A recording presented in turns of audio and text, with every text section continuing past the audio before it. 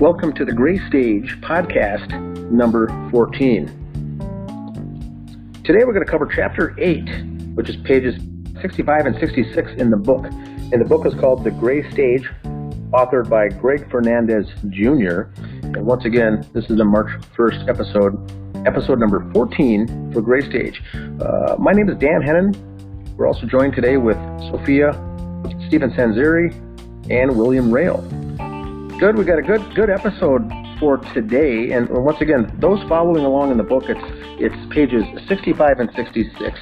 A short chapter, it's chapter 8, and it's really these 2 pages is going to be more than enough for this podcast. There's a lot in this chapter, a lot of information. The agenda for today's podcast will be starting off with the gun safe, then moving on to the drug deal, the bathroom, and then other items. And we've got a load of information here, so this is looking forward to this episode. A lot to cover here with the Crowley case. And all these things here, we're going to be talking about the master bedroom. And so we got the gun safe. It's not one of those big, large weapons safes, but it's just a tabletop one here. And for those watching here on the viewing, the images will be up here. I'll start reading here with this chapter. There were no immediate signs of any blood inside the master bedroom area, according to Detective Tommie Booth.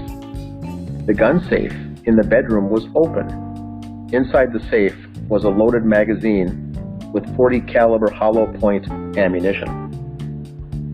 The push keys on the gun safe were swabbed and labeled as item 38. Blood was not found on the push keys, but DNA results showed a mixture of 2 or more individuals. The major DNA profile belonged to a female, matching Komel. Even so, David and Raniya could not be excluded as possible contributors to the mixture. Who wants to start off here? William, maybe talk a little bit about this gun safe from what you're familiar with, and maybe move on to Stephen next. Sure. So I actually got the exact model and everything. The actual buttons themselves on this model here, or on this exact one, they look like they're a little bluish. I mean, we've seen it a little differently. But I did find the model. It is a GV2000S. Get the exact thing. It's a gun vault, multi-vault handgun safe, and of course lock type. It's a key lock. But the thing is, I was very curious about on this is I didn't see any information about how it was opened. I feel that's kind of going to play somewhat of a role in this because, well, if it was open with the keys, then it would be somebody that knows the combination. And if it was open with the actual key itself, then anybody could have done it. And I didn't see any information on that. And another question, this is Dan, from the Justice for David Crowley and Family Facebook group. One of the questions that did come up, and hopefully you both gentlemen could answer this, is the confusion on this image here on the left is 2 points. One is it one where you place your hand on there and the sensors sense who's doing it and automatically opens, or are those buttons that you press in a certain sequence that activate the safe to open? And the final question, is that a left or a right-handed? Does your hand have to be on there on your left hand, or is it your right hand?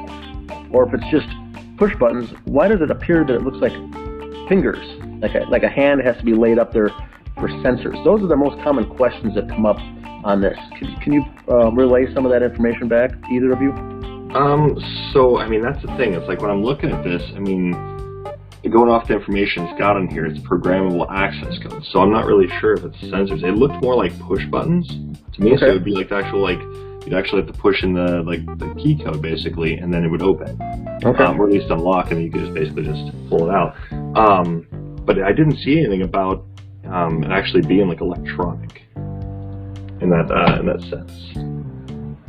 But it does have an actual electronic port you can see there too, so that's what I'm kind of curious about myself. And like you said, if someone had the key, it would be irrelevant who gained access. It would just be the person who had the key.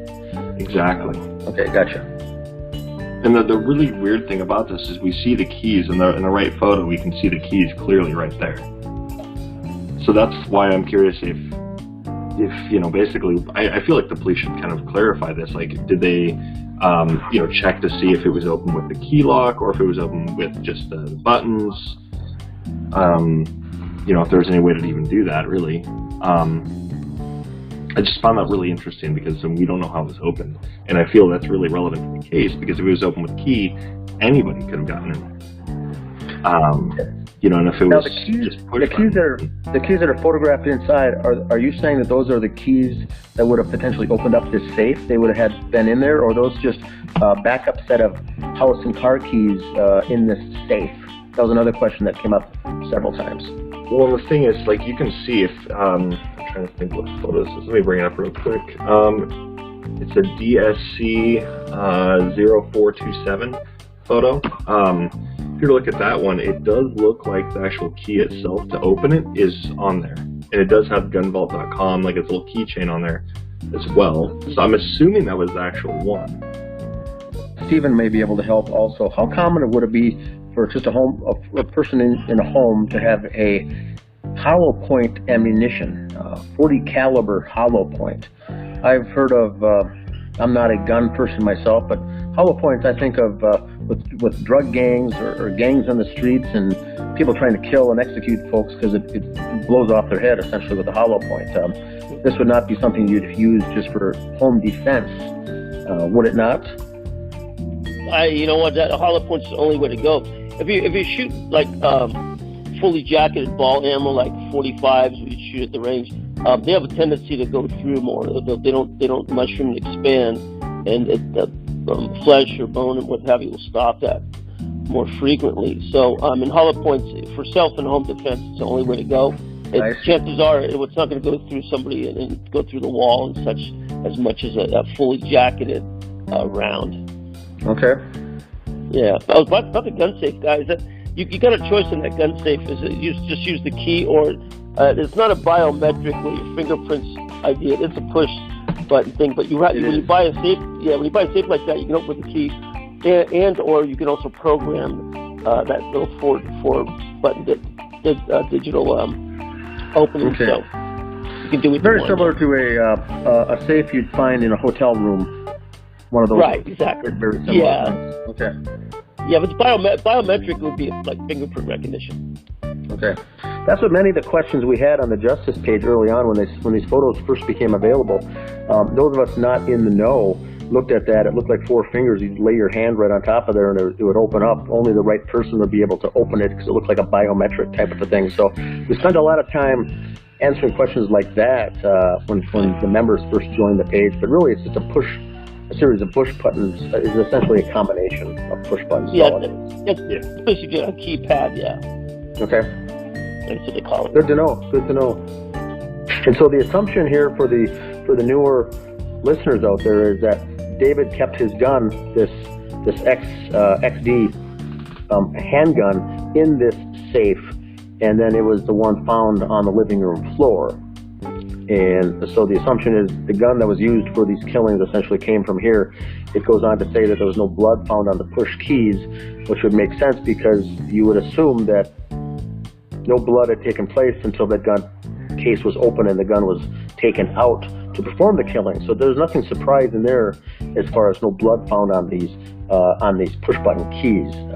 Is that a safe assumption? That's not a surprising fact, right?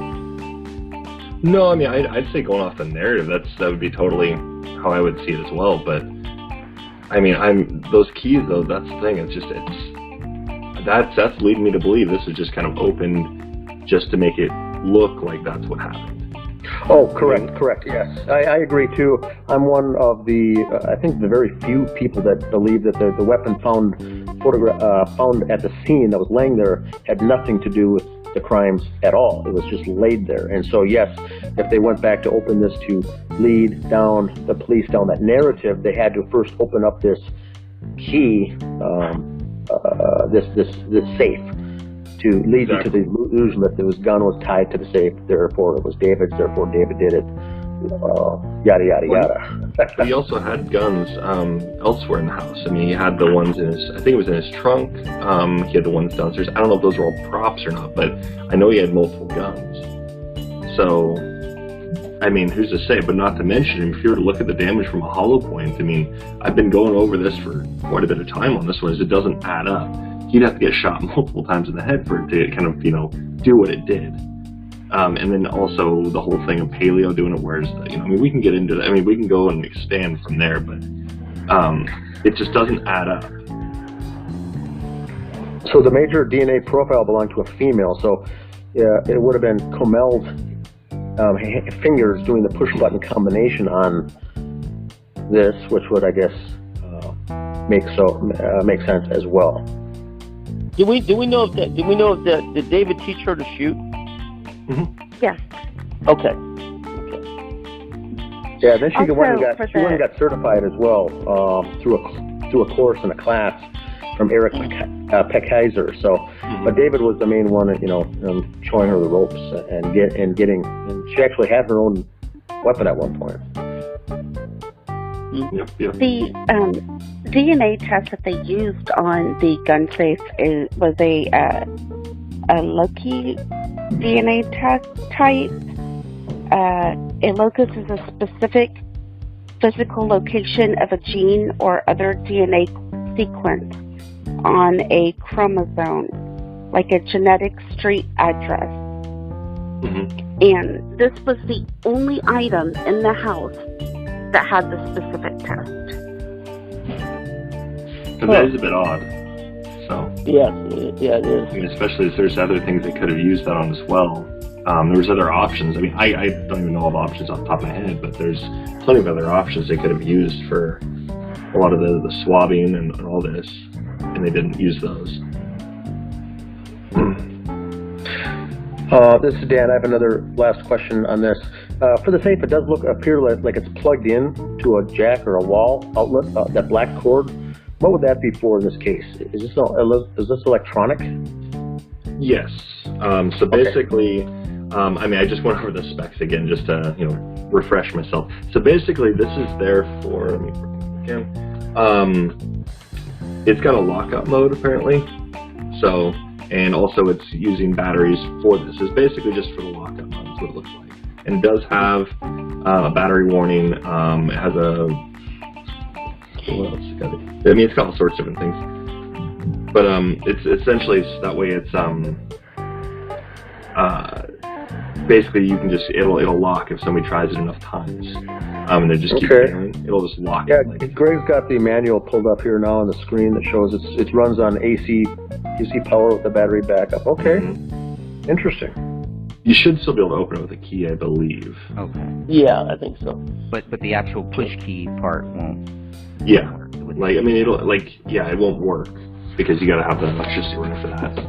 Okay, and this is not like a bioscan or anything like that, where it's scanned to somebody's fingerprints or anything like that. So, so all that to open this, all that somebody would need is just the combination or the actual key.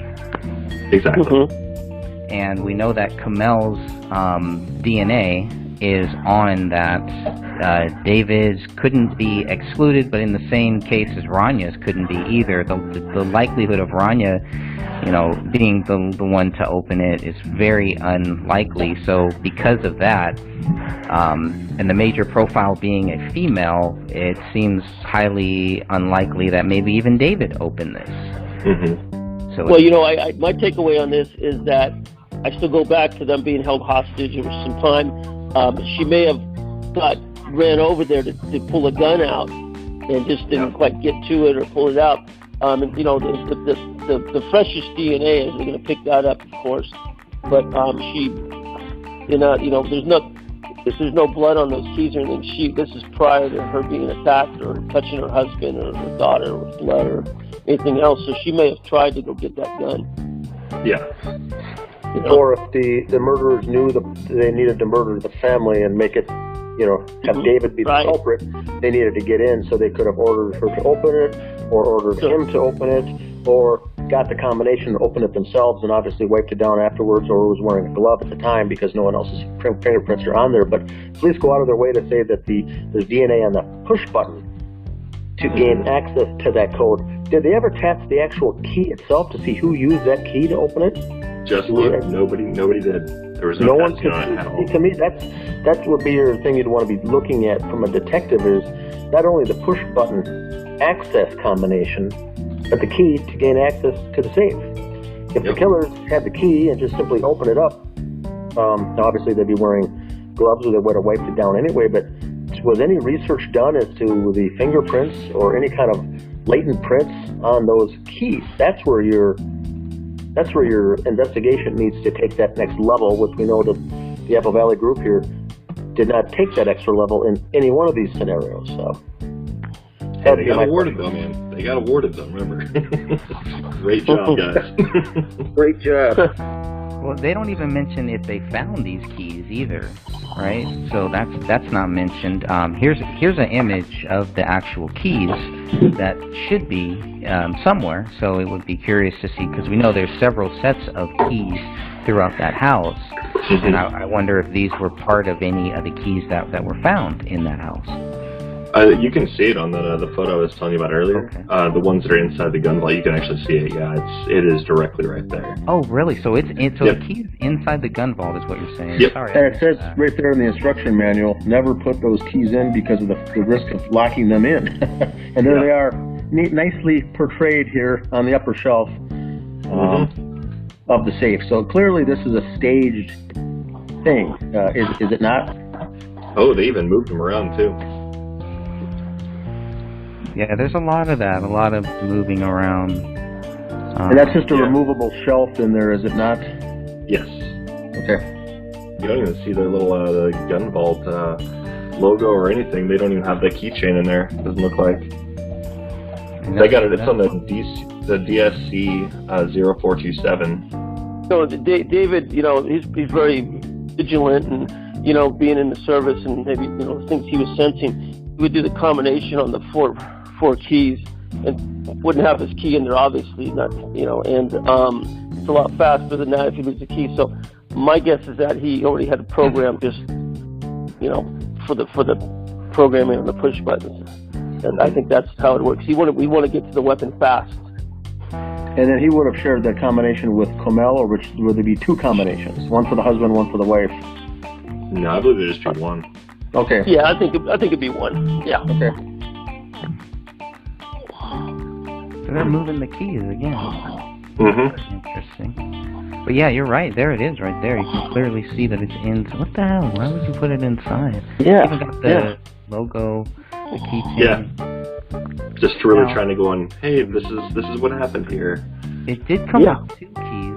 I can't. No, I think that's the second one in the back right there too. I think they're both on there. Huh. I mean, I've had gun safes, guys, and they have a key and then they have a 4-digit dial. I never ever put the key inside my gun safe. There's no way.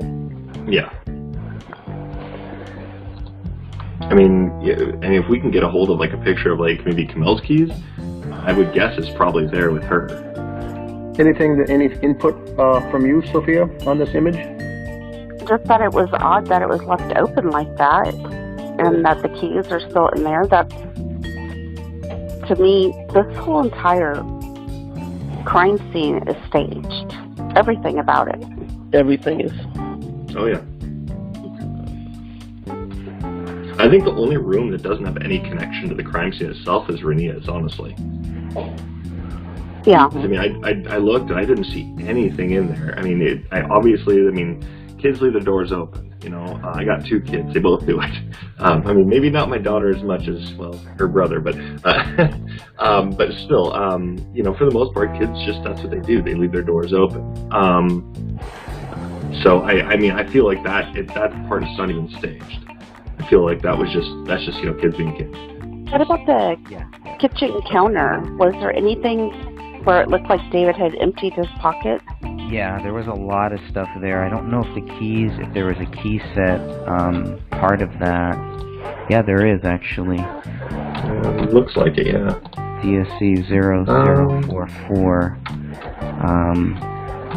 Can't tell whose keys they are, obviously, but yes, there is a set of keys there, and I don't see anything that would match that key. These are car keys too. Looks like a car in a house. Yeah. Well, I don't know what that silver thing is. Maybe a flashlight or something. But or like a tool, which would make me think it's probably David's. Yeah. And of course, she probably has a purse, so... It looks like a laser pointer, actually. Is that what it is? Yeah, that's what it looks like. That's pretty interesting. Cool. I mean, they laid everything out in just a way that it's like, well, they got his bloody phone. I mean, it's all clearly like set up on purpose to make it look this way. So that way, it just kind of like what Dan was saying earlier, kind of just like the police kind of show up and just like, oh, it's already solved for us. Basically, we know who did this. Just kind of laying it out as much as possible. So that way, it's just kind of run in and then just run out. I mean, they only took a day for it, which is odd, anyways. Right. How nice of them. Right. All laid out for you right here, no problem. Lazy detective work. Just stop asking questions and say that he's guilty. Right? Totally a suicide. Everything's been spoon-fed to you. So we are going to have the manual out there if anybody wants to take a look at it. It's about 15, 16 pages. I'll make sure that I put that on my website. Maybe we can add that into our group files too, just so people can just, if they want to know exactly what this gun safe is, what it does, what it can't do, because there's been a lot of different theories and different thoughts about that gun safe, and I do hope this kind of clears up a lot of that stuff here. So. Yeah, I'll even throw up on a Discord so that way people want access to it there as well. Excellent. Yes, it's good to get this stuff and all these documents. We need everybody. Anyone listening or watching this, please make sure that you feel free to take these documents, put them somewhere, because you just never know. You never know. It's good to have all these documents in as many places as possible. So, I want people to feel free to take these documents and to do whatever you want with them. Use them to call me crazy.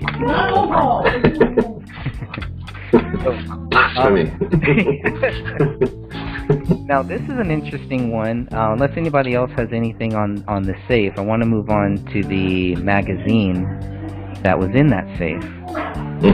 If this is the magazine that was in, I do believe this is the magazine that was in that safe, because that was another question too. If you look at it in these images here, it looks like it's black, but I think it's just a reflection off of that.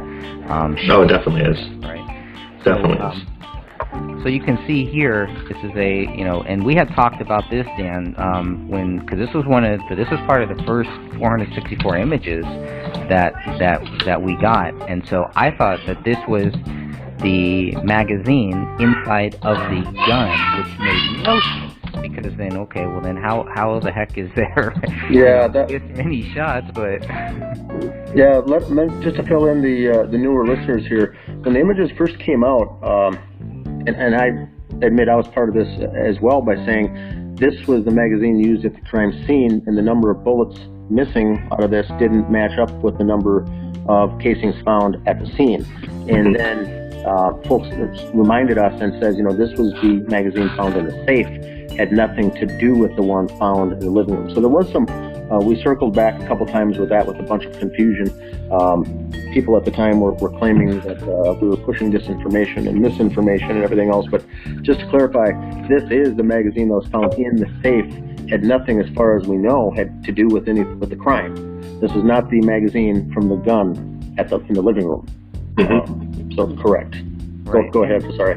Yeah, and one of the big reasons that we thought that is because this was the only image of a magazine that we got. We did not, in the first 464 photos, we did not get a photo of the actual magazine that was pulled out of the gun found at that crime scene, which did have blood on it and did have fingerprints on it. Yep. So that was odd. And this one looks like, Stephen could help out too. It looks like this was laid on a countertop, perhaps even back at the Apple Valley Police Department office, somewhere where they laid everything out and took photographs of each side, the front, back, and things like that. So this was not the one. But yes, it did cause confusion because there was no images made available of the magazine that was used in the gun, of the Springfield gun, in the living room.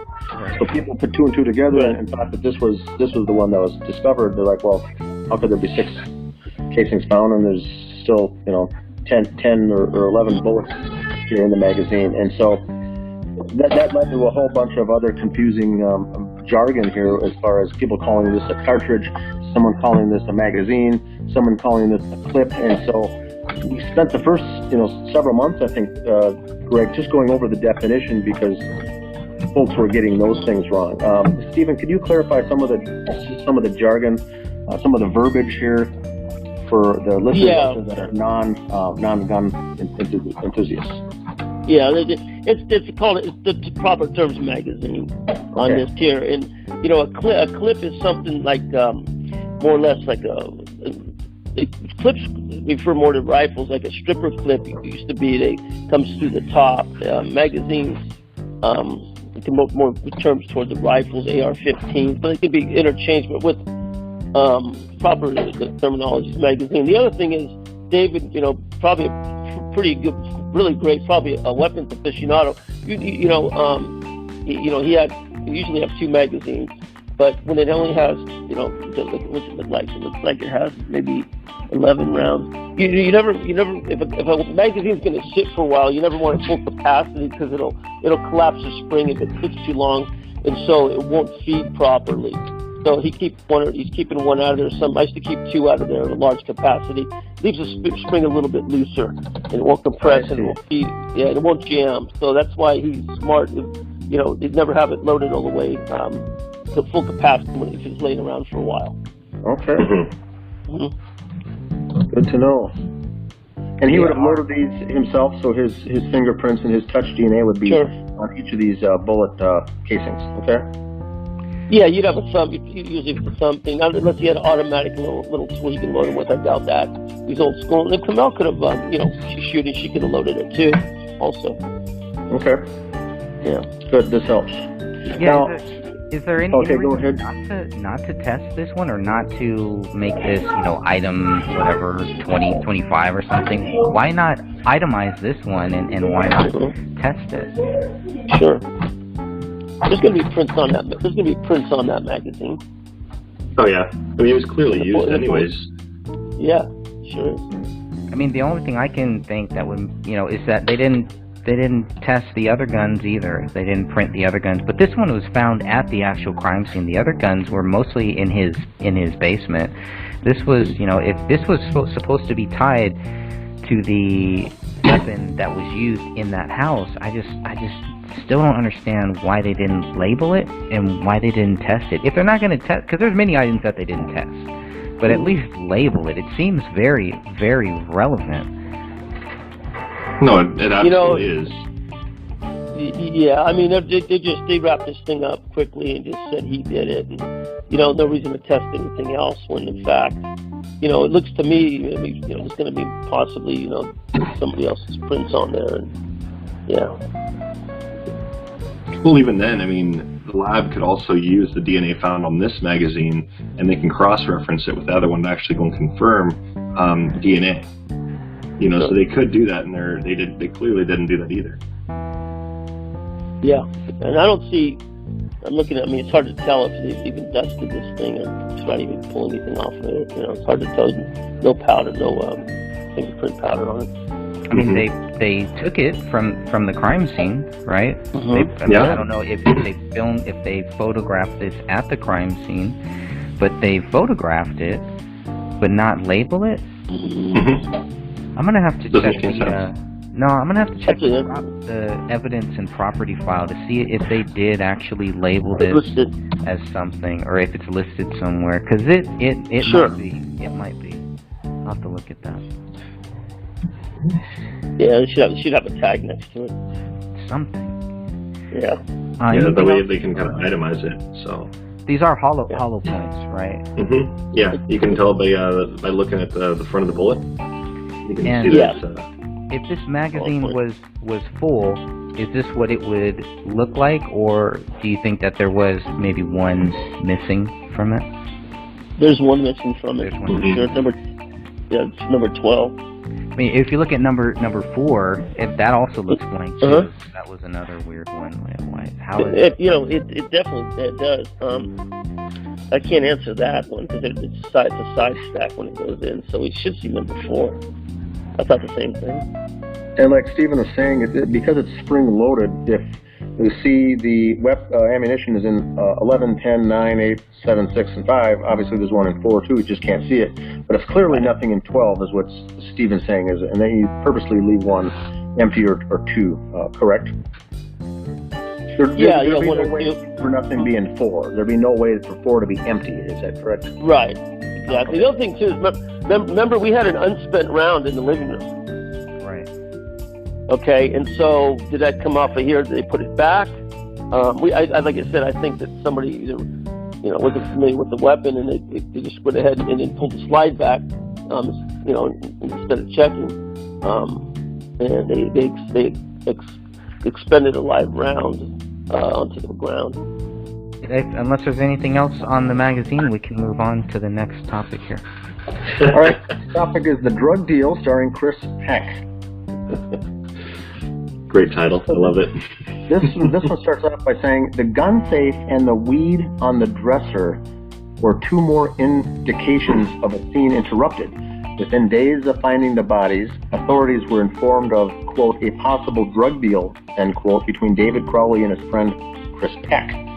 Peck told authorities he was not David's drug dealer, considered David a mentor when it came to film production. According to Detective Booth's report, quote, Mr. Peck went on to describe that he has known David and Komel for several years and had traveled to Oklahoma with David and Daniel Mason and Mitch Heil to help film scenes for the Gray State Concepts trailer back in March of 2013. The group had traveled to Oklahoma where a lot of the filming was done. Mr. Peck stated that he has worked on and off with David on the project of Gray State. Where do we want to start here, folks? The weed or Chris Peck or the photographs? I mean, they're both kind of interchangeable at this point.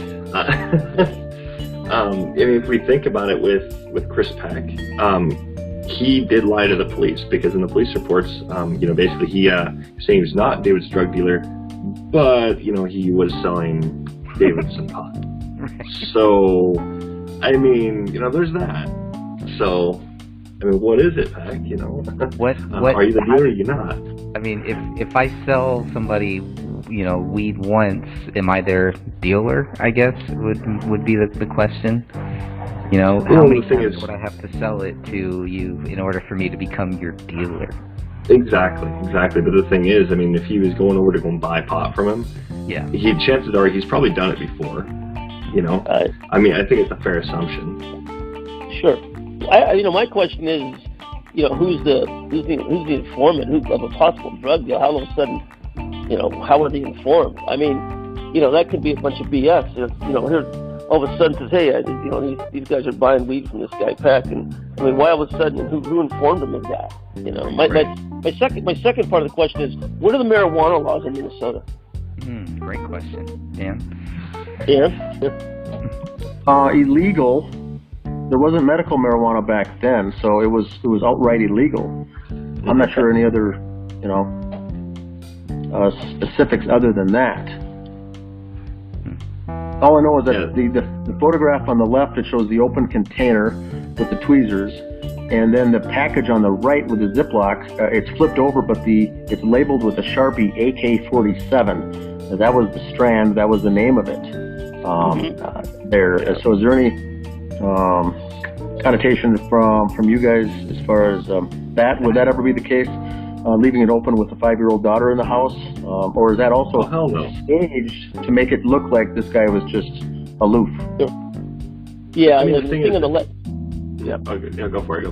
Go ahead, Stephen. The thing on the left that's a grinder, right? That's a grinder for your weed, and the AK-47 is a strain of weed, which is very powerful for weed. Yeah, but that doesn't look like California. I mean, in California, I wouldn't call that an AK-47. Is it? No, I'd call that no offense, Greg. That looks like Mexican weed to me. It looks like Bammer. Yeah, exactly. Yeah, it does. Yeah, I mean, it really does. I'm in San Diego, and in the old days, they had a lot of that coming over the border, and it was there's no stems and seeds. And that would make sense, especially if, you know, they can't, there's not that many people that can get to it, but obviously David knows who to go to if he needs weed. It's also very small. I mean, how much could this bag fill? I know I have it zoomed in here, but maybe $20-$30, you know, maximum. I can't, it doesn't seem like there's that much in it. No, we don't know how much did he smoke, or, you know, I mean, maybe there's some weed elsewhere he's hiding it, but he definitely wouldn't leave that out with his daughter around. Right. Well, my question is, see, if he's got his bong and everything in the bathroom, why not just keep it all together? You know, I mean, it seems logical. It's out of the way. It'd be out of reach for Raniya. You know, he's also got his pipe over on his, like, right below the gun safe. You know, I mean... Yeah, I mean, it would, you know... It would be, I would see that. You wouldn't have it all over the place. You'd have it in one spot or put away in one spot. You wouldn't have it all over, you know, the pipe here, the bong here, the weed over here, you know. Yeah.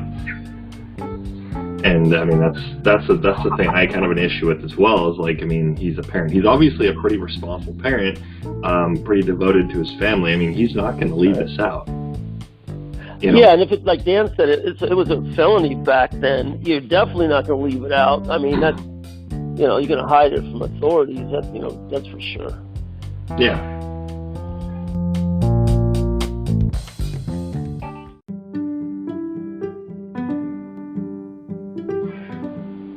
Yeah, especially considering the topics he's going on and looking at. You know, I mean, who's to say the police wouldn't just jump in? I mean, we've heard of cases before where police, you know, like somebody's looking into something and police end up, you know, going after that person for some random charge.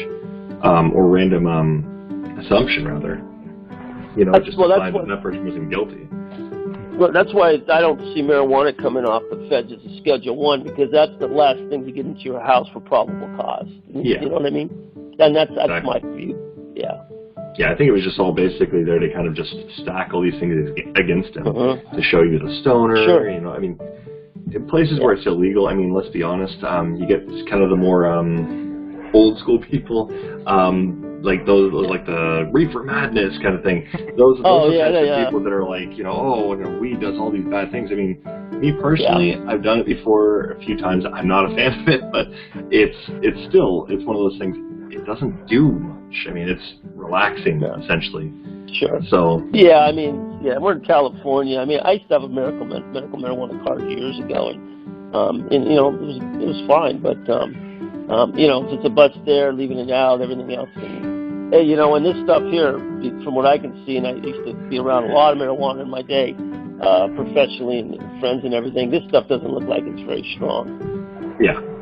Now, just to jump in here from someone from the Midwest here, this is Dan, that right away the neighbors and the I guess not family and friends, but people on the justice page here saw the weed, and here it's very common to say, oh my God, he was on weed, the guy's a drug dealer, he obviously went mad and killed his family.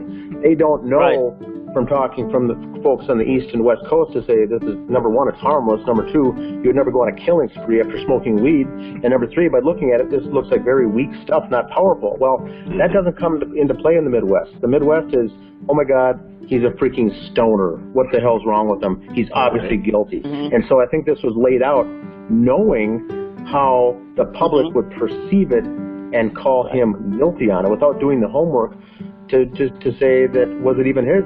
Was it just laid out? Did he buy any weed? Did he actually go to Peck's house that day? You know, we don't know if any of this is true. Right. We don't know if any of this is true. So but the family and friends and neighbors here that I have in the area all thought too, well look, you see the weed, you see the gun, he's obviously was smoking dope, which means he's a big time druggie. That's what the connection is here in the Midwest. That's the connotation. That's what we're dealing with here. It's not very common. And I would say, by looking at it, David probably was a recreational marijuana user. Not a big time, not a small time, but obviously maybe once a month grabbed a bag like this, and him and his wife enjoyed it. I saw nothing wrong with it at all. But I think it was there more for the shock value and to lead down the investigators, level one investigator 101 course to say David did it because all this leads to it. You get all this paraphernalia in the basement, this anti-gun weapons and this militia kind of stuff. Yeah, staged, not staged, but the inventory from his garage sale all makes it look like the guy's part of a militia movement nutcase. Yeah, conspiracy nutcase. You know, so there you go. 24 hours, lock deal done. Yeah, and the other thing is that here believed it. You know, they all went with it. It was a very easy sell to the public. You're spot on. The other thing too is, if they really wanted to stage this, I would have brought in some weight. You know, I brought in a pound and a half of weed and laid it out like he's a drug dealer and they have guns and everything else. He's not a casual recreational user. And I would have planted some coke or meth or something in there. You know, really amp it up. But the thing is that that little bag right there and it's marked AK-47 and such. There's no weight here. There's no this guy's obviously not a drug dealer either. But that's what if I was going to stage it, I would have put some weight with some weed in there. So look, this guy was a major drug dealer. Somebody came in that bad deal or whatever. So no, it's not reefer madness, that's for sure. Right. God, Yeah, it's definitely odd. Just like I said before, I think it was all basically kind of just shock value. Yeah. I mean, even Dan confirmed it. People were just automatically like, "Oh, he did it." But it's like, yeah. But did he really? I mean, who cares that he was smoking a little dope or a little pot? I shouldn't say dope. Not dope. But he smoked a little pot. Who cares? Look what he went through. He was over in the Middle East.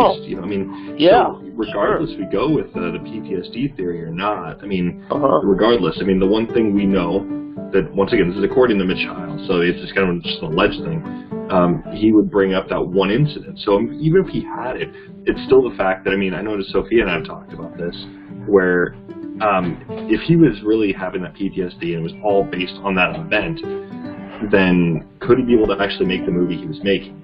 You look at some of the trailers, you see explosions, gunfire, that would trigger him most likely. And clearly it didn't. It would trigger him. So, that's my point with it, so he's not getting triggered, so I would already just kind of go on a limb and say he didn't have PTSD. He's just basically, this is just something to kind of, calm him down. It was a stressful situation, so I could see something kind of coming back a little bit and be like, oh man, this is my life, crap. I need to kind of relax a little bit. I get it, not to mention the topic he's looking at is really dark. Looking at police state, looking at Freemasons, all sorts of these other things. It's dark. Anybody who was on, I know I had a conversation, I want to say it was on the Facebook page, with a person who was just basically saying, I look up dark stuff all the time. I don't go down that path. I've looked up this stuff. It takes me to a dark place, and I have to take a step back from it. Oh, man, it's terrible. So, that's why I would already assume anybody that's looking into this kind of stuff, if it doesn't take you to a dark place, you're not really digging well enough. Or you already know. No, you're not. Yeah. Well, the other thing, too, is, I've done some television stuff like that, and, in California, it's always this cocaine with all these crazy, nuts, but weed, he's a creative guy, he relaxes, takes his mind off things, and I can see him, writing a script or screenplay and smoking a little weed, and, there's a lot of artists that do that. It's not a big deal. It's part of what they do, or you got Hemingway and these guys that were boozers, or Jack London, they, died at 38 years old because of booze, or, so, it's a hell of a lot safer, better for you, and, nobody's hitting liquor stores and getting in bar fights because of weed, Right. But that stigma's there, and yes, Dan's right. This was definitely made to put a, shed some, dark light on the guy that he was a crazed PTS, guy and stuff. So, he used it for creativity probably too. Mm-hmm. Yeah, because this weed being out there doesn't really line up with anything that we are being told about what David did, that he just snapped, he went into this dark place, he walked up behind his daughter, his wife, and shot them. There have been many stories, many different theories, none of them that really pan out, none that you're really going to find. Once you start actually researching this, you're never going to find any of that. It's just all speculation and stuff, but none of that really matches from seeing these photos. It doesn't line up. It looks like they were doing something. Somebody knocked on their door, and something very, very bad happened here. That's the way that I would interpret looking at this here. Even with these tweezers, too, it's like there's style to this. There's an art form to this. There's a reason why David would use a grinder as opposed to just using scissors and just chopping it up. You know, there's a method to all of this. This isn't somebody going crazy. If you're going crazy, you're not gonna take the time, which takes time, to grind this stuff up. Use tweezers, put it into this thing, and then use it, which we don't see. So, looking at that pipe that you talked about, that was underneath the gun safe, which is flipped. So there obviously was no weed in that pipe there, in the little glass pipe. Looking at the bong, doesn't really look like there's anything in there, too. It looks like they had a whole system. They had stems that they would clean out, and so there's no weed there. I don't even know if they had, and because the big important thing, I don't even know if I mentioned this actually in this book, but in the toxicology reports, there was no weed found in there, so he may have never even smoked this yet. He had planned on it. I think we know that. There was an intent to smoke weed, but you know, just like Bill Clinton, he did not inhale, from what all these things point to here. That's right. That's right. That's not some giant. It also ties in, I think, with later on the story with the hallucinogens and seeing things and having visions, and with what he was introducing Komel to. I think it ties in as a gateway or a bridge to connect to that deeper stuff with the mushrooms and whatnot. And so they make this conveniently laying here to say, once again, done deal. And I don't know. I know, Greg, that you believe that they were interrupted with something. I think that this was a staged, and I think that this was open and laid out purposely to make it look like that. But I think even though if you are right that they were interrupted with this, it's got nothing to do with the crime itself. Whether him and Komel were smoking it that day or not, or even went to pick it up that day or not, this has nothing to do with the triple homicide in Apple Valley, the weed whatsoever. So I think that's the case. The next thing, we get down to the thing with you guys had asked earlier, how did they know weed was involved? How do they know that Chris Peck was the weed dealer? I think it comes up in the next sentence. Regarding the alleged drug deal, Detective Booth continued, quote, "The text message was sent at 7:22 a.m. on December 19th, 2014. David allegedly contacted Chris Peck asking, 'Do you have any?' Arrangements were then made for David and Komel to go to Chris Peck's residence. And that's in Minneapolis, by the way. After receiving this information from Detective Shane Klokonos, Detective Tommie Booth immediately contacted Chris Peck for more information. Peck stated David and Komel came by his residence to pick up a, quote, small amount of marijuana on December 19th, 2014. That was the last time Peck saw David and Komel. The Crowleys had wished him a Merry Christmas and a safe trip, Booth reported. 2 days later, Peck stated that he went to Iowa for Christmas. So, lots of information here. My first question is, when they pull the records, the text records, they'll know the date and time stamp, correct, Stephen, with the December 19th, 7:22. But would it say, do you have any? Would they actually have that? The documentation from the cell phone company, they would actually have the text, wouldn't they? No, the documentation's not there from the cell phone company. Right. This will be off of his phone, because what as far as I know is your texts aren't like emails. They can't go back and pull those. They just pull the time and the date stamp, not the actual. Yeah. I see. Correct. Yeah. But they had David's phone, so if they were able to access his phone, then they should have been able to access all of his text messages, right? Exactly. Yeah, we have to come off the phone. Yeah. Usually okay, but here's the deal. This text was never sent from his phone. It's not there in any of the phone records. That's correct. You look at his PDF stuff from the AT&T, it's not there. So where did there was no text sent. So where did the Detective Shane Klokonos, where did he get that information from then? I think Stephen had already mentioned that. That's a very good question. Where is it coming from? I would guess An air? something like an informant, probably. As somebody who's trying to go get the information and steer it in the direction they want it to. Keep in mind, Detective Shane Klokonos was just recently awarded a new promotion and an award at the Apple Valley Police Department. I think it was just last month. Was he not? He was. Yeah. So that's just a side note, but go on.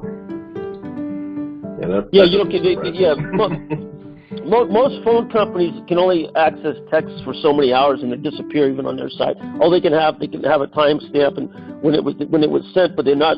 There's no database holding your exact text. That's why a lot of people, they text and it disappears. If you get rid of your phone, there's no record of actually what you said. They can't have that. They don't have that on most of the systems. They did have a search warrant that could have searched for all types of apps like what is that one? WhatsApp or whatever, where you could send text or do calls. But they never mention anything. They never show screenshots, or they don't mention other calls being made, or that there was other apps being used. Mm-hmm. That information's not there, but they have that capability, and they had the legal right to search for it. Mm-hmm. But we don't have that information. No, nothing at all. They had David's cell phone. They had his computer. Mm-hmm. They had all that information, or they had all the electronics, but we don't have anything from the police saying, hey, yeah, we did that, and this is what we came up with, and here's a screenshot of it, like they do of his messages through Messenger, or Komel's text messages to our friends, or emails even. They included all of that, but they did not include this one text. That goes back to... That's very important. I go back... Go ahead, Stephen. I'm sorry. I go back to who was the informant that, with information that there was a drug deal. I mean, who's that person? Who made that call to say, there's a drug deal here? And that goes on to go ahead and discredit David also. It sounds like it was, more of a drug deal than just buying a little weed kind of thing, And then why would Chris Peck go along with it if that never happened? Exactly. Yes. And so when the police report first came out, when we received that this happened, I think most people bought it hook, line, and sinker that that's probably what did happen. But then when Sophia received the phone actual activity on that cell phone, smartphone activity messages, and then we went and she went on to prove that there was nothing on December 19th, much less at 7:22 a.m. of a text going anywhere from David's phone. What brought into question was, did this ever even take place? And so that's where we are now for the newer listeners out there, that there was no Chris Peck, hey, do you have any, so I could come by and pick it up at your Minneapolis apartment. The only thing we have is the actual phone records that show that actually prove that this did not take place. Yep. And then we don't know where Chris Peck actually lived on the police report. What he provided police was a P.O. box in Marion, Iowa. Now, Stephen, how common would it be for someone to give you a residence as a P.O. box to the authorities? You're not, if it's a mail annex, like a UPS annex or something like that, like I pay for a business annex, I can consider that actually a physical business address. As far as home address and such, no. I mean, you give him a physical address, not you don't live in a P.O. box. Well, but why did the Apple Valley Police Department think that was okay to just take that answer and type it in, and now it's in the police reports? Wouldn't they have pushed back to say, sorry, buddy, we can't take a P.O. box for your residence. So what is it? Or you can always leave it blank as well, correct? Yeah, also, to get those P.O. boxes, they want a physical address, but you would ask them up front instead of the cops taking one more step and, going, and matching up at the P.O. box place, whether it's, U.S. mail or annex, that they didn't get a card that says, oh, this is where the guy physically lives. No, you'd ask them, and unless you live in a box or maybe you live in a motel or something, but you'd have a physical address somewhere attached. And if it's not if you are homeless or something, and ask for next of kin for the closest address too. And so, yeah, with all the witnesses here in the 94-page police report from Apple Valley, Chris Peck is the only one that provided detectives with a P.O. box for his address. And that's actually a P.O. box where his mother lived in Iowa, and it clearly states that he was residing in Minneapolis, Minnesota at a home, and we never did get that address anywhere, which is, the whole thing is strange. Nonetheless. Now, we do know that on the 19th of December was the last day of school for Raniya before the Christmas break, and they did go to pick her up around 3 o'clock. So the allegation that in the meantime they went to Chris Peck's home at around 1 p.m. to pick up the weed, makes sense. But we still don't even know if that was even true, if any of this stuff is true. Well, I'm sorry to be redundant. I just go back to within days of finding the bodies, authorities were informed of a possible drug deal. This is post-10. Oh, the possible drug deal after they found the bodies. So all of a sudden, there you go, Dan, is, they're putting culpability on him being a drug dealer or whatever, but possible drug dealer after they found the bodies. I mean, who does that? I mean, it doesn't make sense to me, No, I think that was just used once again, kind of like how the gun safe was, just to kind of give like a clear story to the people, so that way nobody's going to start digging. Right. Exactly. Do you guys think that they would have, police back in 2014 would have used David's cell phone to see if it would have pinged, to see the physical location of that phone, to see if it actually was in Minneapolis? For those not familiar, that's about a 20-minute drive from Apple Valley. Where detectives have gone that far to say, look, let's prove that you were actually there. I'm assuming no. But could they have the opportunity to do that? Well, and so yes, I know for a fact they would have done this because they did this. Are you guys familiar with the Kyron Horman case that occurred here? The missing child. Okay, so he was a missing child. Long story short, they pinged the crap out of the cell phones to go and see, to actually track the stepmom. And the thing is, she was going in and out of service. And all sorts of other things. She was literally all over the place for that one. So, that was back in 2010. So, this being 2015 and everything. Even going back and just tracking the cell phone in 2014, they would have been able to do that, no problem. Would there have been an extra fee or a charge that the law enforcement would have declined then to save money? Honestly, I think it was just a little bit more, well, it's not very expensive to do. Most of us could probably do it ourselves, just using simple programs on Google and stuff. We can actually go back pretty far with it. But with the police, they've got technology we aren't even, we don't technically have access to. So, it shouldn't be too expensive. They've already got the machines. They can just go and just basically run it. It wouldn't take very long to do. And if you look at the phone records, you'll see that they have GPS on his phone records, and he never even left his little area, not since November. Is that correct? Okay, that's very important. Wow. So, and I need to go back and look at Komel's, but I'm pretty sure that Komel didn't leave her area. Well, now that we're talking, but I need to double check it. Records, if you look at her phone records, now there's a really, really weird part I saw when I was looking through, and that was just now. There was a usage on, and this is in January in 2015, on the 8th, 11th, 13th, 14th, and 15th. And it looks like it's outgoing. A lot of it is. Yeah, the cops need a warrant to ping a phone in a case like this. And what I'm looking up now, which I didn't know, they can ping back to 5 years. So back then maybe not. Now they can't. But they could ping back the locations based on GPS. And those phone records are held by AT&T and Verizon and such. So they go back 5 years to see where you're at. Exactly. Yeah, and which they did have all of that. So yeah, I'm glad that we have those records, because if we didn't, I'd still be thinking that everything that is mentioned here, that a Chris Peck story is all true, and we're kind of finding out that, wait a minute, how do we know if any of this is true? Why doesn't it match up with what these documents show? Maybe there is a reasonable explanation, but it's not matching up, and there's no mention of it. Absolutely. Why even contact Chris Peck? What was the main reason? Because Chris Peck was one of the last people to see them. We have a lot of people that are saying David was holding Komel captive, that he wasn't letting her out, he wasn't letting her do anything during this time. And we have at least a couple different facts here that show that she was out there. She was out in public with David. Yep.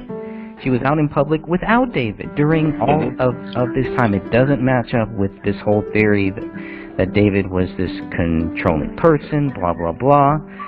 And so it's just, it's just the more that you look into it, if you take the time to look into this, the more that you see what they're telling us just does not add up and doesn't make sense. And we just need some more follow-up.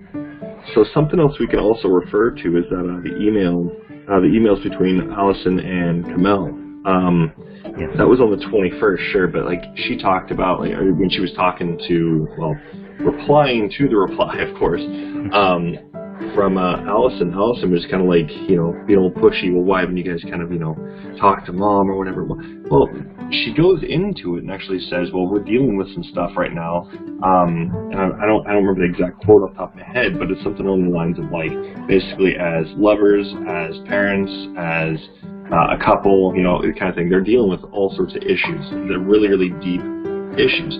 So, once again, she was very open, and she also admitted that she's also screening calls from out of state. She admits that in the same email, which means that does technically confirm she was actually screening her calls from her folks. So, I mean, to me, that's like, okay, well, there's some confirmation of this was actually occurring, but, it was by choice. It wasn't like David was holding her back. He wasn't. And she even confirms, if anything, I would argue she ran the house. She was, she also admits she was the breadwinner in her journal. But she ran the house, is what it kind of came off as. And if she's running the house, how controlling is David really then? If she's running the house? Great question. So that's my whole thing there. It's like, I don't buy that theory at all. I mean, it doesn't add up. Just looking at it, like, you look at anybody that's going to come from a psych background, they would tell you the same thing. That's clearly not a controlling person. They're not running the household. They're not controlling everything. Therefore, they're not really controlling the whole situation then. Which David, he was just kind of in his own world. He wanted to get his stuff done. We went over the psych profile last night. I don't know. I'm sure you probably recall. Looking at David being that commander profile, the ENTJ. And that's the thing. It's all about control. But he's also he's on a mission. So when he's doing something, it's just focus it down. But also controlling the situation. But Komel was clearly like-minded. Everything with them is very, very cohesive. Even the way they're raising their daughter. I mean, if you look at it, for instance, those people with kids and everything, we see this too, especially with kids going into preschool, kindergarten. First thing what teachers mention, either they're going to mention, oh, your kid's really smart, or oh man, your kid's really athletic, or they, really energetic. They mention just a trait generally, maybe two at most, but generally it's just one trait. They just really focus on that. Oh, your kid's doing really well in this area. Well, what's the one thing they said about Raniya? Very, very intelligent, very bright. So, I mean, obviously, him being that commander trait, we went over it a lot, obviously, but the whole thing with basically covering that, David and Komel were molding her to really build up her intellect.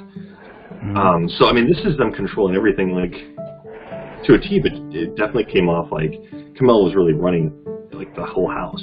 That's her thing. So. Great point. Thank you. Yeah, it's great to bring that up.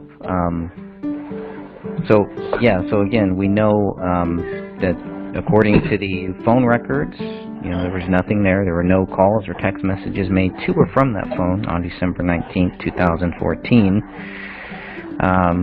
So how did the Detective Klokonos discover the existence of a text message from David Crowley to Chris Peck? And I think you guys have done a great job of pretty much labeling that and kind of going through that. So unless you have any final thought, unless anybody has any final thoughts on that, we can move on. I've got one, Greg, and this is just for the newer members out there. How do we respond to folks that say, well, they're obviously this text, took place. Police wouldn't lie, so therefore David must have had another phone, a burner phone, a different cell phone, another smartphone that you guys did not get when you got the phone records, and so that explains it. How do we respond to folks that come at it with that kind of a question? I have that answer. Yes, Sophia, what is it? It was never taken into evidence. Because there were no other burner phones found at the crime scene. Nothing was ever taken into evidence. So. Okay. So if the police didn't have it, then how do we know that such burner phones ever existed? Yeah.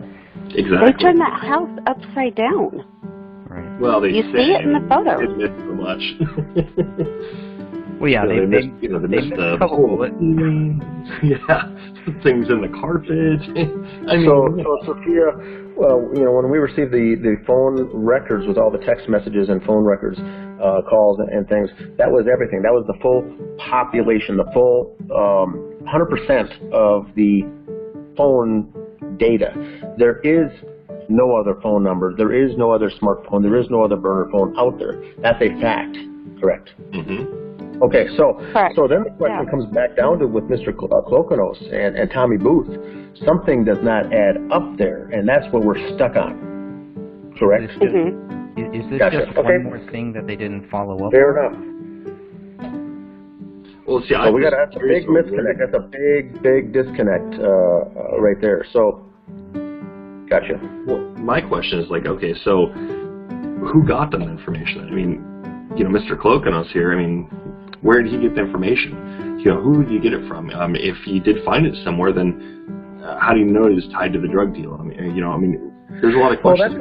That's what comes back to Sophia mentioned that in a typical case like this, to have that evidence to avoid all these theories that are floating around, you would obviously have a photograph or a screenshot, a photo of that message on that phone. Do you have any? It goes on to mention that he also asked, some where and when information to make the deal take place.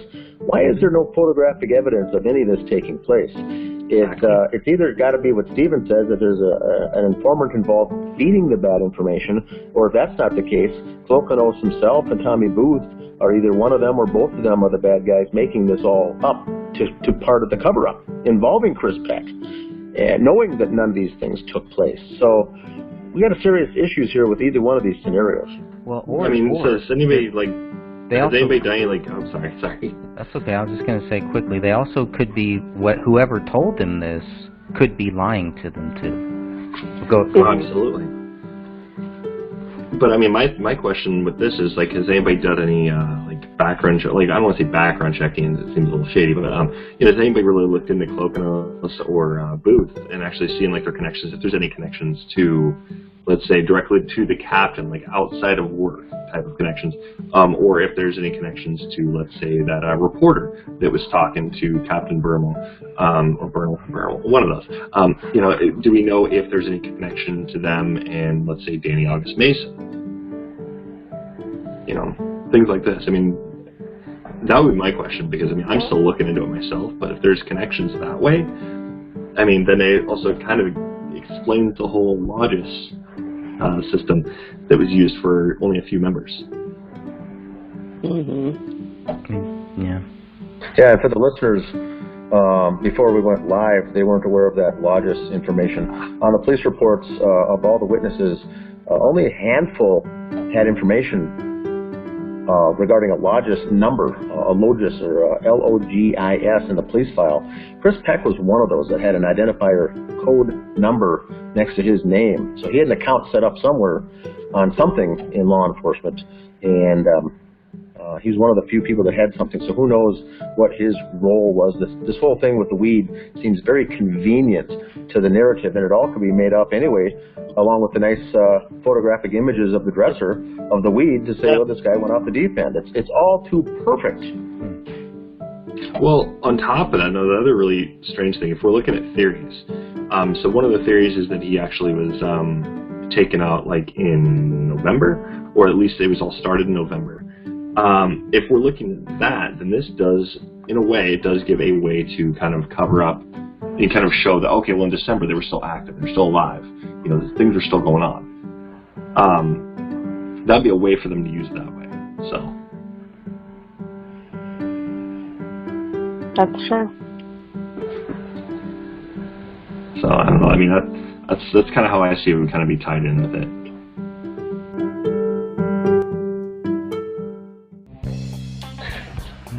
All right, we can move forward to the bathroom, the toilet and sink. Toilet. Here's the 4 bullet points. The master bedroom. The master bedroom toilet was not a source of water for paleo. The toilet seat lid was closed. Water level and inside of the toilet seat lid was wiped. All right, let's go on to here. So the photographic photos here is that the lid was closed. So when it first came out that paleo had no water dish, how did he survive with no food and water for 3 weeks? The skeptics all said that, well, he obviously ate the bodies to get the food. And then we said, well, what did he source to drink? What did he drink? Well, there's 3 toilets in the house. He must have been drinking the water. And so what we said when this whole thing first came out was, we need to get the photographic evidence to see if the lids were up or closed on those 3 toilets. If all 3 were closed, then we were up against a conundrum. Where did he get the water to even live? And so the photographs came out. The master bedroom showed obviously closed. The lid was closed. So now we're down to the 2 left. Yep. Or do you want to? And then we saw the one in the kid's bedroom had some waste paper, or paper towels, or diapers, or something in there. And then the one in the basement was basically empty. Basically, so there may have been, if anything, the dog was in the basement drinking the water out of that toilet bowl, but probably not of the first 2. Right, which does make sense, because that's where most of the dog feces is.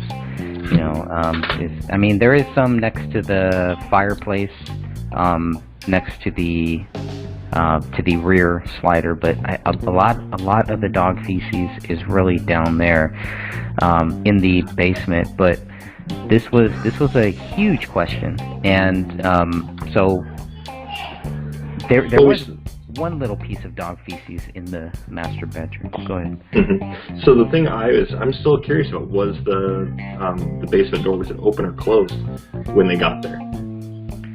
According to the photos, if you look at the photos, it looks like it was open. That's what I'm still trying to figure out, because I mean, some of those photos are showing the doors closed and. Correct, because they do that similar to what we are seeing here, where they have this lid closed and then they show it, you know. Yeah. But that's pretty much all that we have to go on, because it's not mentioned in those reports. It's not mentioned with any doors, except for that rear slider. You know, they don't mention which doors in the house were open, which ones were closed. The only reason why I think that the one into the basement was open is because you would have to have that open in order to get, you would have to close that in order to get into those other rooms. So we know of how they cleared everything. They cleared the whole house first. So, but again, you know, you're right, because it's not 100% clear. But that is a big question, because if the basement door was closed, then obviously the dog would have had to have been trapped at some point and would have had to have been free at some point. So I've just always kind of gone with the theory that the dog had free reign throughout that whole house. Yeah. Well, I'm looking over the photos right now to go and just double check. But I mean, it does appear you're right that it was when looking from the outside in. At a specific angle, it does look like the basement door could have actually been open. But I'm still. And that could be also how it was left by the killers. There's some speculation that for 2 of the 3-week period that the dog was in the basement with the door closed and was left to leave, resulting in the feces in the basement and the water gone out of the tank in the basement. And then for the final week, or when the killers left, opened up that door and either shut it again or left it open for the dog to roam around upstairs, resulting in just a handful of feces and nothing really to drink from when they found the dog. So there's this specific theories floating around, but this water level is interesting because not only are there no water bowls, dishes in the house, there's no water bowls and water dishes. There's nothing for the dog. Typically, with the dog, you'd see some, and even if those would be empty. What we're saying here with the photographic evidence is that there wasn't even water bowls or water dishes in that house. And so some speculated too that it was one of those self-feeding big tanks, big water tanks that would automatically keep refilling. But there's even no evidence of that. So this whole water thing with the dog is very interesting. Oh yeah. Yeah, it is. And the only other thing I had on this toilet was just the actual water level and how low that this level is. You can kind of see where the level should have been. If this was in a toilet that was being used. I don't know. I mean, I can only go by the toilets I have here, and that I have here. I don't know if if it's different there, but this water level just seems very, very low. So it definitely is. I see them all over the place. Some are high, some are low. At 3 weeks of no use, it would go down a little bit anyway, perhaps. But we think it would be higher than that. But you can set the limit to how high you want the bowl to be on any toilet. So interesting. Mm-hmm. And then because this toilet seat, the lid was white. That was another weird thing too, because I think in Raniya's bathroom, that toilet seat was also white, similar to the same way that this one was. So if this toilet was clogged also, wouldn't it look like this too? Yeah. If somebody flushed something down there, because we have this red substance here on this image. You have like 1, 2, 3, 4, 5, and you really have to zoom in to really see. But there's a red substance that we're going to see on the top of this lid here that is going to be similar to what we see in the sink. And so I was trying to figure out what is this, because when we first saw this, I mean, I thought, this is blood. This is blood. But they said there's no blood. There's no blood in this room here, in this bathroom. There's nothing that is labeled as blood. This isn't swabbed. This isn't anything. What is this? It looks like pot residue, like actual burnt pot residue, and some of them look like there could have been like a little bit of burning potentially, like the one near the front, the little brown looking spot. Kind of looks like that could have been a little bit of a burnt spot potentially. Yeah, there was a theory about bong water, that it was bong water that was poured out or something like that, but I just think it was just like when they were, he's got the little what are they called, the little the thing he's got in the trash, it's like the little like pipe cleaners. I've seen people use that actually when they're cleaning like their bong and all this kind of stuff. They use those types of things to go and get the little tiny areas, to scrub it. But I've also seen people use toothbrushes too, so there's that too.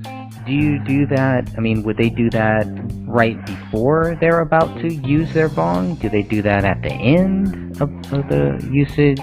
Any thoughts on that? Because again, that might help prove that they were in the process of either cleaning it because they had used it, or cleaning it because they were going to, and something happened. Because I don't know why you just leave it like this when there's no other bathroom that looks like this. See, I had a friend back in high school, like his big thing, he was like, he liked to have things in there, like, he would be using it, and then he would use, put some more in occasionally and all this, and I thought it was always weird, but, I've seen other people do it multiple different ways, like they clean it before, some they clean it after, I'm not really sure. That'd be a good question to definitely ask, and I will be asking stoners, I will be going out of my way to go and do this, because I'm not 100% sure. Oh, hey, guys, can I digress 1 second to the toilet? Yeah. I didn't see the picture of the toilet downstairs. And how much water was left? Would you guess? It's very similar to this image that we're seeing here, and I can pull that up too. But it's very similar. It's very, very low. And that's the question: how much did the dog weigh? 25 pounds, I think. Yeah, pretty light. 25 pounds. Yeah. Basically, is a 10-pound dog needs can go with a cup of water a day, and it says 25, so it's 2 cups a day. Pre-1993, a toilet bowls would hold 5 to 7 gallons. After 93, 3.5 gallons. So 16 cups in a gallon, right? 8 days, you start looking at that. If he was drinking 2 cups a day, that bowl should be empty. Yeah. Okay, so that means I'm thinking that sliding glass door also, guys, I think we entered the house after the murders. Oh, absolutely. You know, so they can't. That dog was pretty healthy when they found it, wasn't it? Mm-hmm. No blood on him either. You know, no no body matter at all, like no brain, nothing. There'd be dry blood on that dog's face, so I think that they were. I don't think they were smart enough to. They may have thought that they could leave the dog in there and people would look at the dog and chew the hands off and everything else, which the dog didn't do. But I think that somebody was going in there that house maybe several times. Oh yeah. You don't. If you don't feed that dog or whatever, it's going to start barking and yelping and everything. Mm-hmm. No water, anything. That dog's going to, whatever it is. So I just did a little research on that. So we got that kind of brings it in that these people re-entered the house, and of course it was a deep state that they were in. That was 1 shot, 1 kill. But these guys going in and out, and that's what that slider was for. I'm sure that. But that's a huge risk, isn't it? To keep going back and forth. I mean, it's like fire watch. It's like fire watch. And arson. You look in the crowd and you got a big fire. The guy's going to be standing there somewhere. Yeah. And then these guys they take enjoyment in it. Yeah. Yeah, and these guys, Mason and these guys, they, pretty brazen. Oh yeah. Yeah, they. That's the thing. They didn't need to necessarily be right there in the crowd. They were watching it. They were keeping a very close eye. They knew they were going to be a part of it to some degree. Even then, they were giving out information so that way the cops could come back to them at any given moment.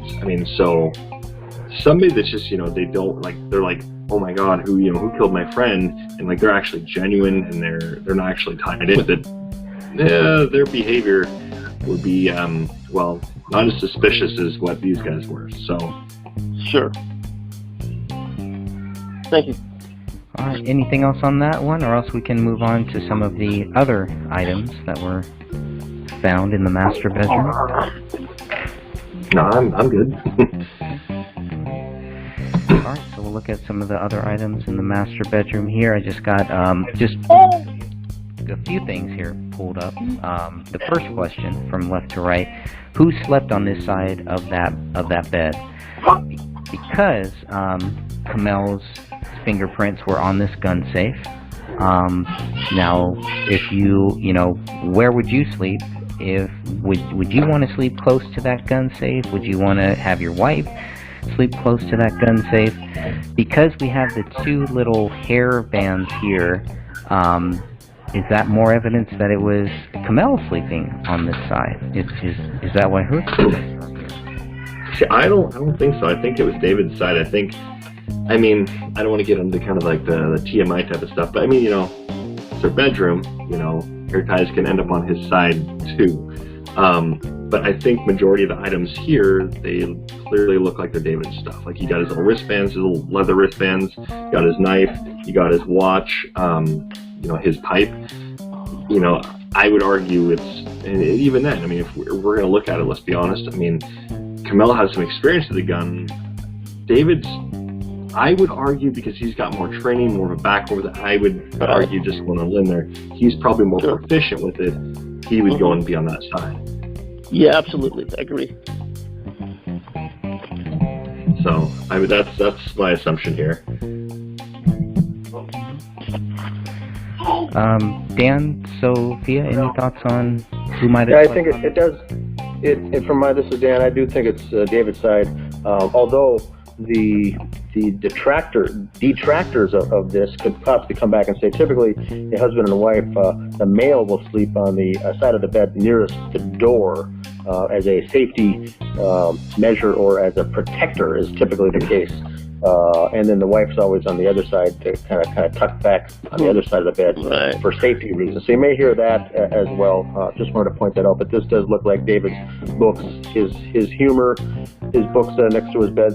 Those wouldn't be books I don't think Komel will be reading. But and just on a little side note on that also, The other thing too is, I mean, it could come down to who's more of a heavy sleeper. Just to kind of throw it just kind of in perspective. So my wife, she sleeps close to the door. I'm a heavier sleeper, so she would wake me up. Basically, that would work. So maybe David was just like a really heavy sleeper. Komel's a lighter sleeper. You know, I mean, you can always throw that in there as well as part of that discussion, because I mean, it does happen. I mean, I'm an example. So.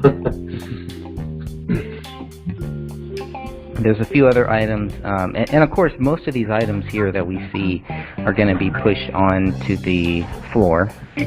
So a lot of these items do end up on that floor. To have that knife there, you know, is also another big thing, because the knife is never mentioned.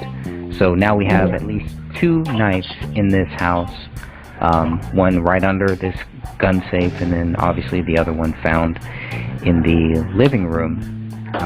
So if, you know, are they both David's knives? Is just one David's knife? This watch is obviously a man's watch, so I don't believe that's Komel's watch. I'd be shocked if it was.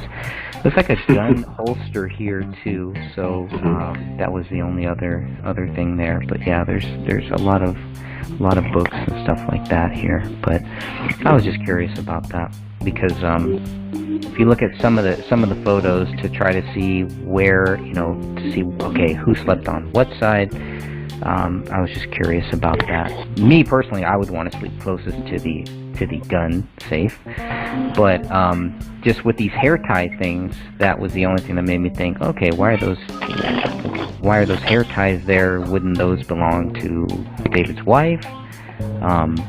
Or where's this Vicks vapor rub too? So that was the only other thing, you know, I don't know. I mean, was there only one nightstand? Yeah. In the bedroom? Yeah, there's it's only very possible, because I do this. I'll go to bed with my ponytail, with my hair up in a ponytail, and then I take it off and I put it on the nightstand. And it's very possible she could have just handed it to David and said, "Hey, put this over here." Right. Right. But I mean, also, I mean, like, she was dealing with was it rheumatoid arthritis, wasn't it? Mhm. So I mean, Vicks vapor rub could be. I don't know if I would use it for that. I would use that more for like a sleeping thing. But I mean, could that also, is that kind of like an icy hot? I'm not really too familiar with that, so so it's like a serious question for me. I wouldn't use it for that. Yeah. Yeah, the only thing I would use it for is if I have trouble breathing, basically. So maybe somebody had a cold or something like that. But because of this dust area, it does seem like there were other things on this table too. Oh yeah. And it does seem like they did have like a cold, or maybe had the flu at one time, because if you look in the guest bathroom, you'll see a thing of like Breathe in there also. It's an essential oil. Yeah. And we use that here. So. And you see the Kleenexes throughout the house too. Lots of Kleenexes. Lots of people. No, that's true. It was winter, so that's generally a time when people are getting sick anyway. So. Yeah. Obviously, not that the cold is getting people sick, obviously, but let's make that clear. But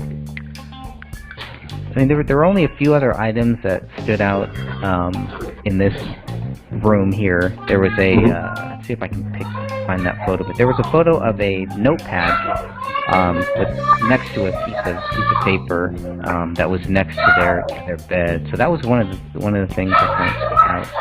Some people here. See if I can pull that up. But the other thing was this dog feces here too.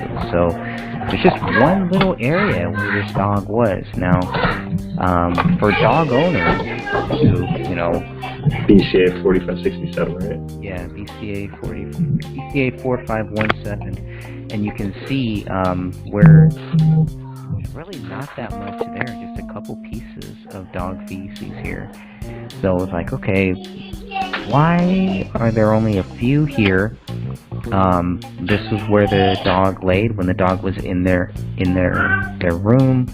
I don't know. Does this look healthy, unhealthy? Obviously, tested or anything like that, but it was just kind of strange. It doesn't look like very healthy food either. No. I mean, to me, I'd have to look into it a little bit further, but I mean, just kind of off the top of my head, I would say it kind of looks a little like dehydrated. Dehydrated. Yeah. That'd be my guess. Yeah. And then, you only see pillows on the bed. You only see pillows on one side. Where are the other pillows? And again, it goes back to who's sleeping on which side. Whose socks are these that we see there on the ground? Are they male socks? Because the other thing is, the other reason why I thought, well, maybe David was sleeping on this side is because he doesn't have any socks on, whereas his wife does. So she's found with socks on. David isn't. Are these two socks that we're seeing here, are those David's socks? So I was wondering about that. And let's go back here. I think it's in the other. I'm trying to look for the notepad. I think it's in the Apple Valley records here. Yeah, it's a BCA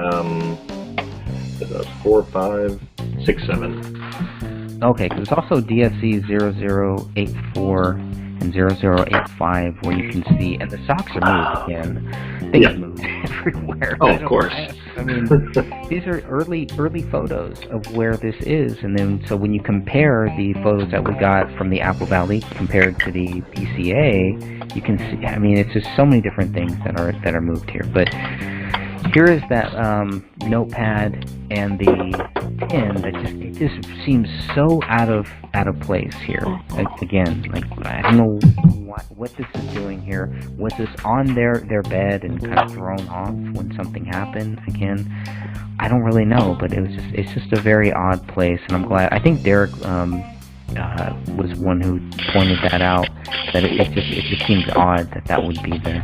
So. Oh yeah.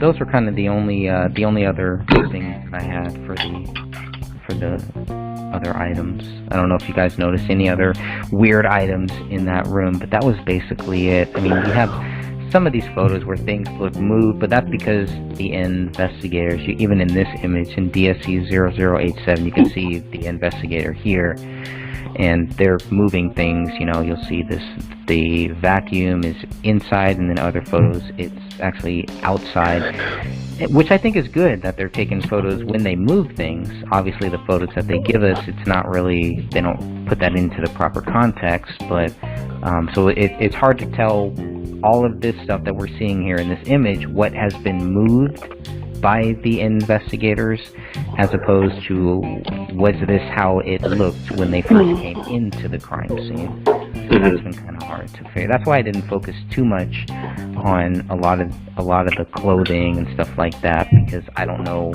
if this was moved by David and his wife or if this was moved by the investigators, because there are photos of these doors closed too. So. Well, the other one I think that's pretty interesting is when we're looking at the little the attic. Mm-hmm. Like if you look at the before they actually went up there, you can see. It looks a little different. Like it looks like. Let me bring it up real quick so I can kind of describe it better. So when we're looking at it, it looks like it's tightly closed. And this is when BCA and all this is in there. So this is all before they got the warrant to go up. And when we're looking at the ones where they actually go up, let me bring it real quick. It looks like they just kind of, it was open when they got there. It's kind of what it looks like. Right, but that was all open afterwards. So those ones were all one month after. Well, exactly, and that's why I thought it was a little weird with it was, okay, so did Chris Klein and those guys, did they just leave it open? Or did they close it again when they came back down?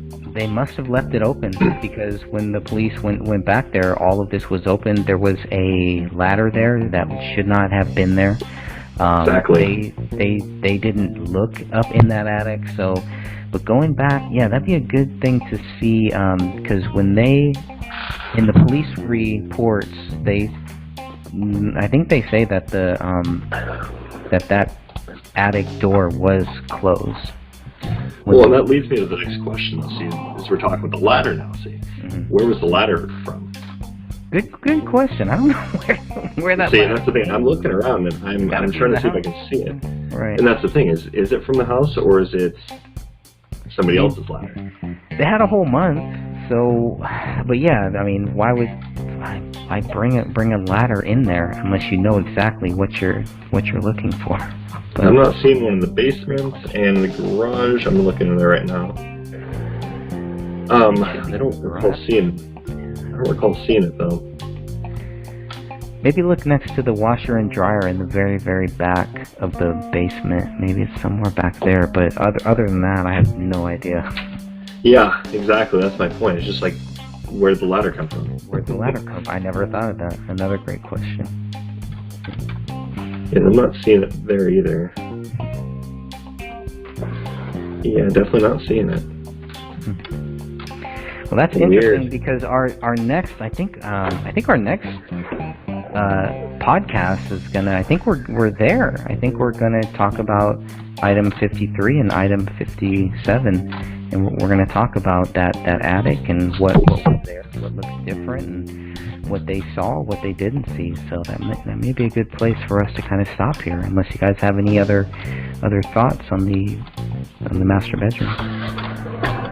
No, I think we pretty much covered it all. Yeah, nothing else on my end.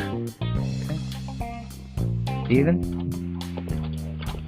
No, I think we just keep chugging along for the good fight, and then we'll talk about. We'll go off the air. We'll talk about a couple options that we're thinking about. Sure. All right, Steven. I also want to mention your book. Tell us a little bit about your book here. This is what kind of brought you. This is how we got in contact through a separate case here. But I think reading this book, I'm just like, this needs to be its own film. So tell us a little bit about this here, since we got you here. It was 1999. I was a bail bondsman in the San Francisco Bay Area and also up in the Motherlode, California. And it was the time that the Yosemite sightseers were murdered. And I bailed out a fella named Paul Candler on a bail bond, just $23,000 bond. And as I was looking for him when he jumped bail on me, it led me into the Yosemite sightseer murder case. And everything was pointing in that direction. And law enforcement was less than vigilant, and there was some cover-ups and everything. And they decided to go ahead and indict and charge and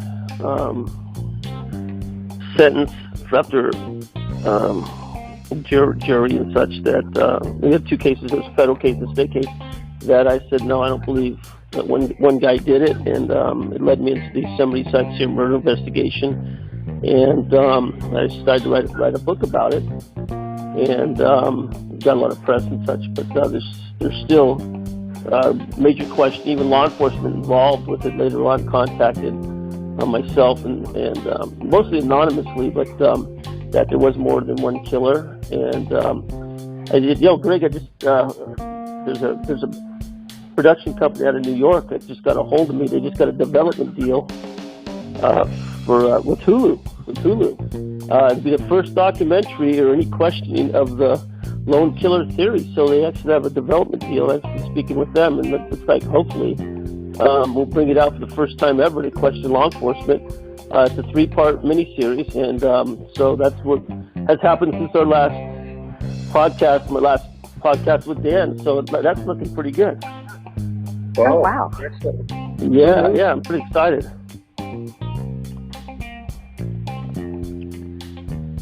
The book is called Ultimate Prey, and it's on Amazon. It's an ebook and also paperback.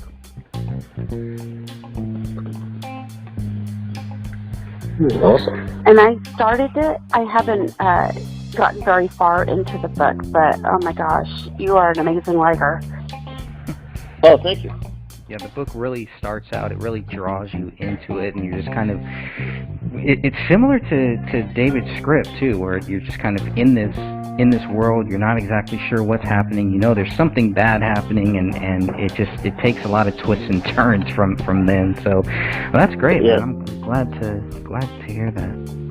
Yeah, no, absolutely, and that's why I really, when you guys got a hold of me to start looking at my insight on the Crowley case, and just, I'm a private investigator now in San Diego, and I'm handling a couple of suspicious death cases all of a sudden, and I'm back in the private investigator side of it, and it's just amazing how law enforcement just doesn't, they don't get it, they just ignore exculpatory evidence. They feel exculpatory evidence isn't worth anything, and then we start looking at exculpatory evidence, which does mean something, and it's the same thing. And that's what our group is so great about is, we're a cold case group here. We have the time, and we all got a few brains, and we put it together, and we start questioning, how these, cases are coming about, and I think it's a good thing because there's a lot of people that have questions, and I think we can help that along. Yeah. All right, and William, let us know where we can follow your work too. So I've got a YouTube channel. I don't actually have my own custom URL yet. Hopefully someday. But I'm also on Twitch. You can look me up at twitch.tv/Strange Investigations. I've also got a oh man, I'm just blanking on it. I got a Discord server as well, and I cover everything from like just really peculiar cases. I've got an archive for all sorts of different things going on, including ARGs. So if you guys aren't familiar with those are basically like alternate reality games. So it's one of those rabbit hole type of things. You look into it and it might look really, really like, completely correct and all this, and this is what it is, but it's really not. Like look up the Finder's Cult, for instance. You can look that up, and huge rabbit hole. But no, there's those are my main ways to find me. You can also see me on Rumble, and you can see me on Odyssey and BitChute as well. Cool. I had to branch out a bit. Yeah, and you've done what, like 9 videos so far on this, and I think by the time people listen to this podcast, you'll have done 10. Yeah. All right, Sophia, any final words here about anything that we've covered today? Just for everybody to keep on digging and fighting the good fight. There's so much coming out, and that's about it. All right, Dan, you want to take us out? Let people know where they can follow your stuff. I know you can go to uglytruth.info for more. Yes, www.uglytruth.info is my site, and Twitter at dmhennen, Hennen. That's where my stuff is at, and on Facebook as well.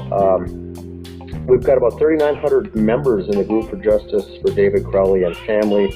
It's growing every day, so that's a good place to go. A lot of information out there, a lot of it changing. Even though we're 6 years on, there's still more people coming with new SFIs. So podcasts like this are very good to have. Greg's book is still the definitive source on this topic as far as a reference. So please get your hands on the book.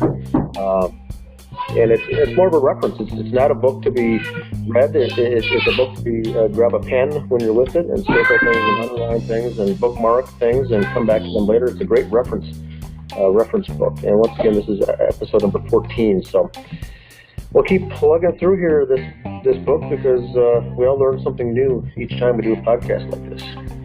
Thanks again for listening, though, everybody. Yeah, thank you. Oh, thank you, guys. Thank you. All right, I'm going to stop this recording here.